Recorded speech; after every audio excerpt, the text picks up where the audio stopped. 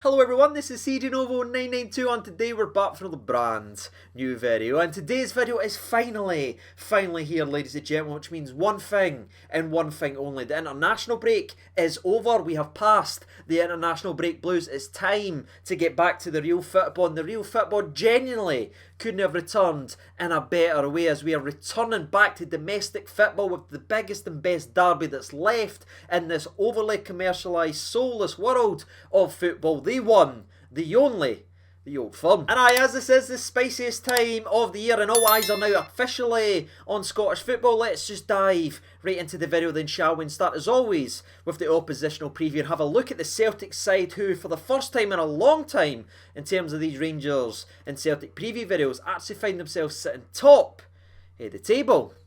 Not a fan of that. And speaking of not a fan, that gives me the perfect transition in to Celtic's recent form, which has ranged from average to the sublime, in all honesty, as they've won nearly every single game that they've played since putting us to the sword back in February with that performance at Parkhead, because there's been 7 games played in terms of Scottish football in the league for Celtic, and they've won 6 of them. The only blemish on that record was that very, very disappointing poor performance at Easter Road as they drew 0-0, and a game of football that should have gave the momentum over to Rangers to be able to close the gap and swing things round. But with that second half pathetic performance Rangers put in versus Motherwell, we went ahead and served that momentum back. And I mentioned that afternoon for both clubs because to me, not only is it important for obviously the title race, but for both teams coming in to this Old Firm on Sunday, because to me, again, I know I get called biased and everything. I mean, look at me, of course, I'm Rangers biased, but I always try and tell you what I really think. And when I looked at this Celtic side before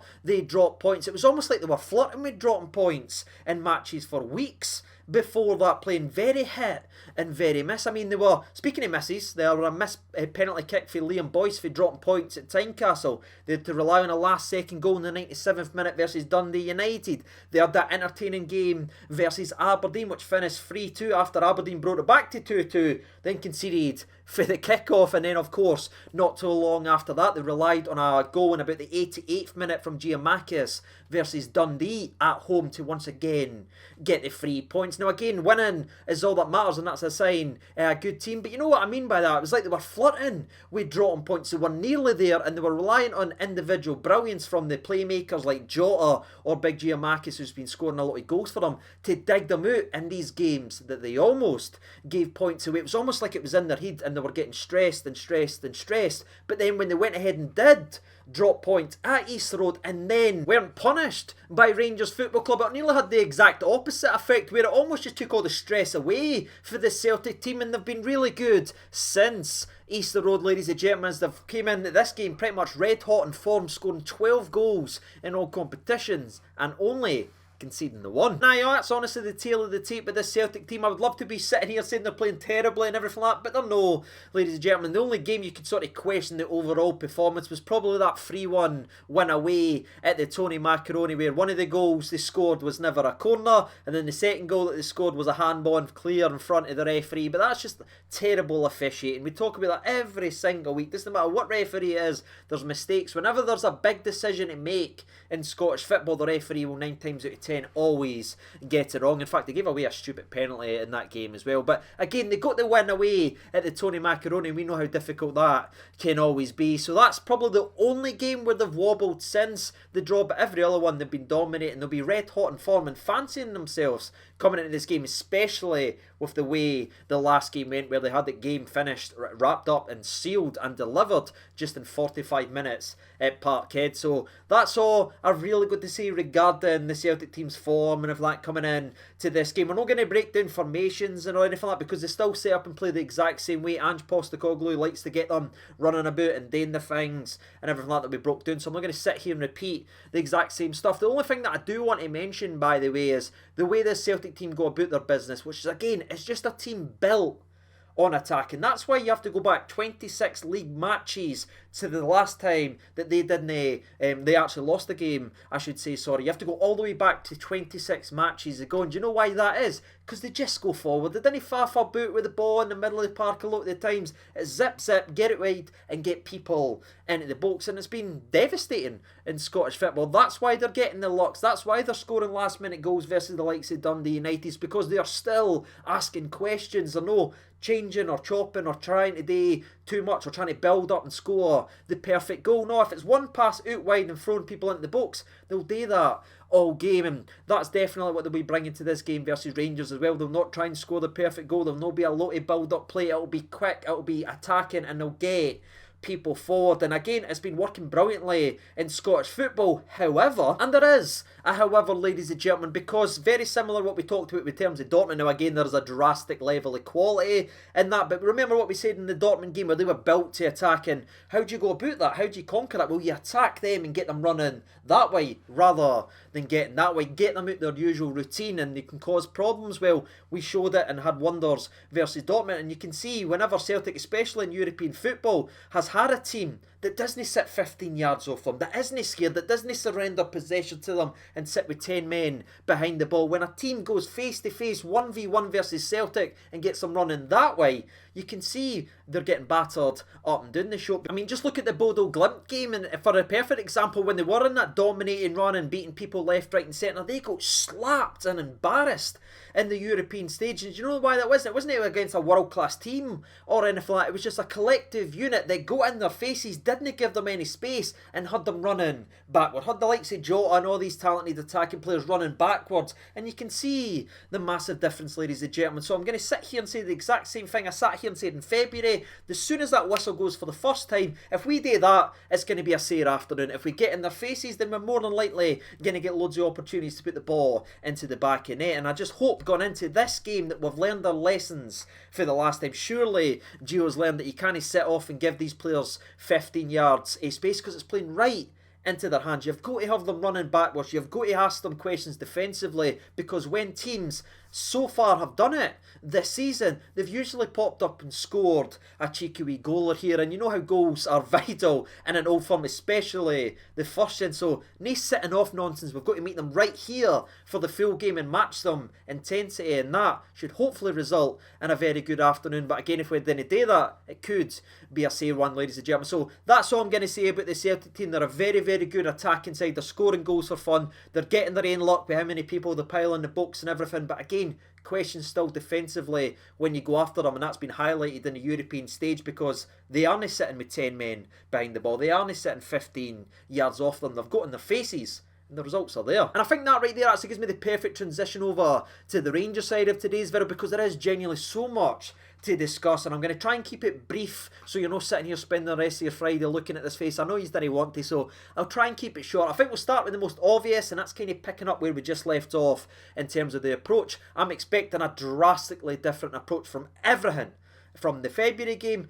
to this game right here. If we start the game, if we just instantly drop from the kickoff again like we did at Parkhead, I'll be absolutely spewing. But I didn't expect Giovanni to make the same mistake twice. I wouldn't be surprised, by the way, if you see the 3-5-2 implemented at some point to go after Celtic, to try and pin them back and go after them. But aye, for me, it's all about, on the Rangers side, how we go about attacking this game. That will be the difference. And attack leads us into the next talking point, which is of course who's leading the line. And this one's absolutely Sair, people, because we were given some nuggets of information throughout the international break that it was alright, he wasn't getting used, there's an opportunity, there's a chance, could it be a good thing? I said in the other video I made a couple of days ago how hopeful I was of seeing Alfredo. I think I even made a joke saying that Theo Baker will start up front rather than Morelos missing it. Well, I'm terrified, people, because maybe Theo will be starting, as Alfredo Morelos is officially ruled out in this game. And I'm not going to sugarcoat it. I'm not going to bury my head in the sand and no say that this is absolutely massive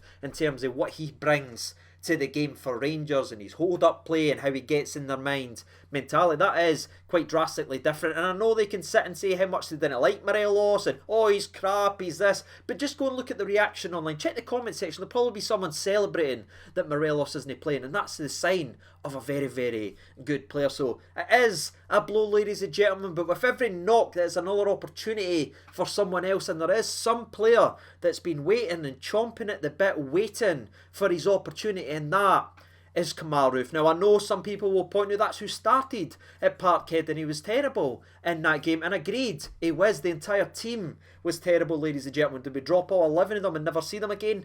No, and I think a lot of the negativity that's surrounding Roofe for his last game versus Celtic is a bit too harsh in my opinion. Go back and watch. I mean, you probably didn't want to, but there's 15, 20 yards away from him and the rest of the midfield because we decided to sit back and try to defend at Parkhead. It was embarrassing the way we approached that game completely, and we had nobody near him. He was feeding off absolutely nothing, and we were just blootering balls up against two dominating centre backs in the air. It was stupid what we did. Everything was wrong in that. But if you go back and you look at his other games versus Celtic, he's already notched in a couple. I mean, he scored with his nipples in one game, people. He's got something about him, and aye, we all know what's needed. This is a must-win game. This isn't, oh, we could draw this game and rely on this or this. No, we need to win this game. They didn't drop points against anyone else. They've shown that very rarely this season, especially the run that they're on. If we want to win this league title, we need to win this game on Sunday. And you know how you win games?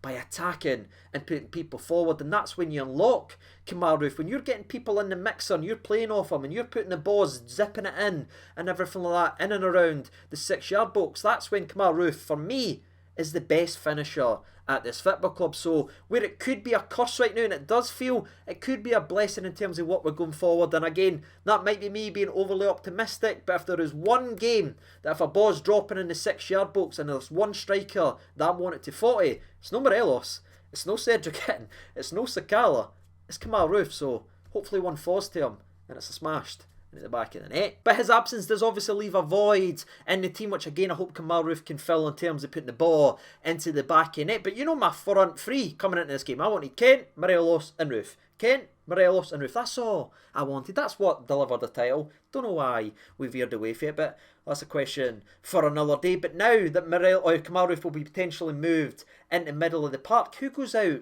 on that right hand side? That does leave some conversation. Again, could that be where Aaron Ramsey's used? I hope no, because I want Aaron Ramsey in the middle. Does that give Joe Rebo an opportunity to really just spark himself back into life? Do we go with maybe the tried and tested Scotty Arfield?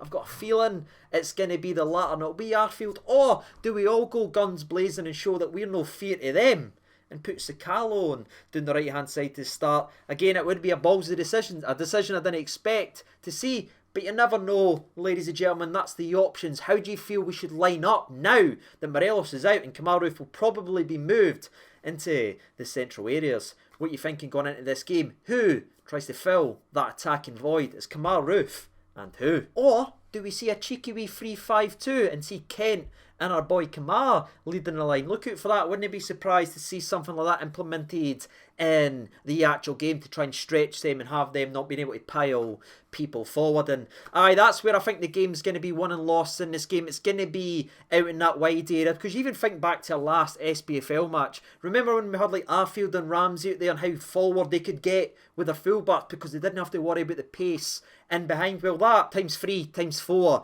with Celtic Football Club, because they'll see that and they'll be licking their lips if it is the likes of Arfield or anything like that. Hopefully we've got a wee bit pace in that right hand side, because again, both teams love to get wide and put the ball in the mixer, especially if it's Giamakis that's starting up top for Celtic. And sorry if I'm mispronouncing his name or anything like that, but if he's there, you're expecting balls in. I know Kyogo is just back and he's available for the game, but I'd be very surprised to see him flung into the starting 11. But that's all really good to say. There's no fresh injury news or anything like that. We broke down everyone else. Ramsey, etc. has to start, in my opinion. We had a wee conversation about Davis being back playing games, but no one else is injured, ladies and gentlemen. There's nothing else to discuss. We know what is needed. A win is needed. Who should be playing? What you thinking? What's your predictions? Let me know down there in the comment section below. And whilst you hopefully go ahead and do that and share your opinions ahead of the weekend, I'll give you mine. Again, I'm going to back my team all the way. I do think being at home and the allocation and that does play significance. We saw it away at Parkhead.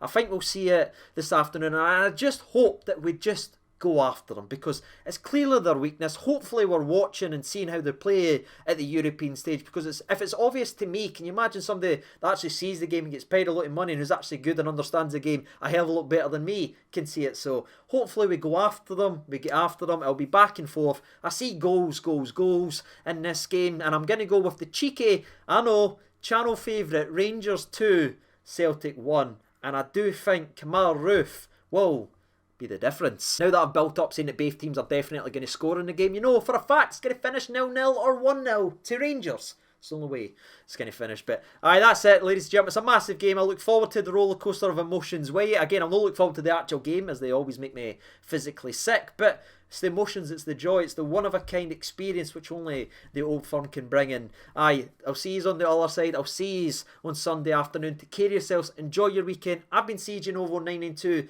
That has been Rocky Boy Johnson. Take care of yourselves, everyone. All the best, and bye-bye.